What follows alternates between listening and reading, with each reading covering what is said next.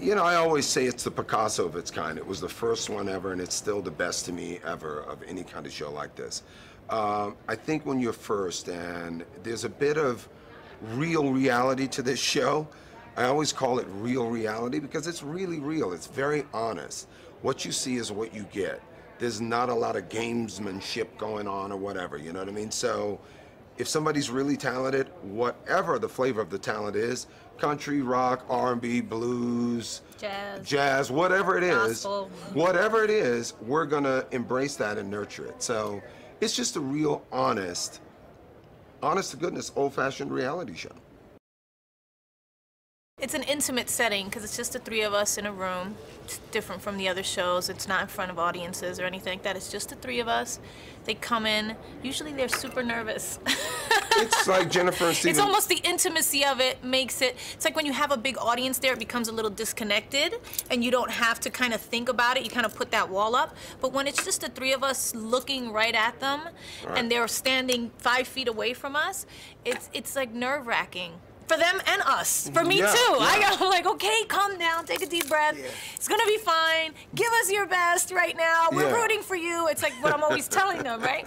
You own the moment and you're in it. And you know, I guess it's really real. I mean, a real audition process, if any of us were looking for dancers, singers, talent, whatever, we'd hold an audition and that's how we would do it. It's not hyped at all, is what I'm saying. It's real. It's real. There it was. Portland, Oregon. It was a beautiful day. It was cold. Winter was coming, and they came out of the woodwork, and every one of them sang great. Different too. A lot of hippie people and. I think Savannah was. And I St. think Louis Savannah was amazing too. Outstanding as well. What was interesting about Savannah is I think we put more people through in Savannah than we've ever put through in any city ever during the 11 seasons. I mean, there's a lot of good singers out there. You know. Savannah was on fire, dude. Our job is to kind of weed through and find the stars, but there's a lot out there. It's exciting. It's exciting as we kind of weed it down too, and you start losing some, and it gets more and more fierce, the competition, because they're all so good. It's crazy. And thank God there's a lot out there for us. You know what I'm saying? We look for similar things. I think, you know, listen, I mean, we all know exactly what it takes. So I think, you know, we look for similar things, same things. I would think. Someone who's so confident, they don't care where they stand or what they do, and you see that. You're attracted to that right away. Yeah. That calmness, that, you know, they're so sure of themselves, that's the ones you look at. Plus, they got a voice. And even if they don't, then there's the character. Jennifer and I will jump all over that character because that's part of what America's going to fall in love with. And as a singer, you got to have that. The character. Yes, baby. Character. That's right.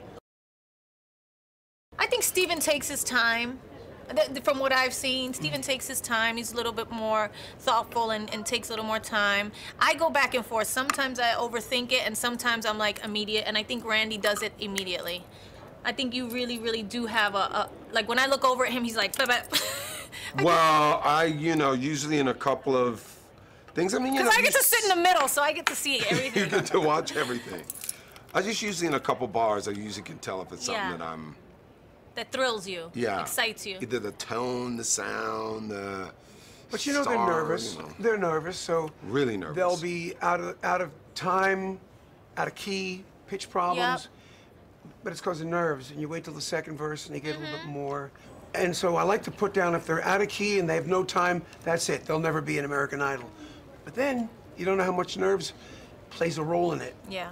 So I got to be careful with it.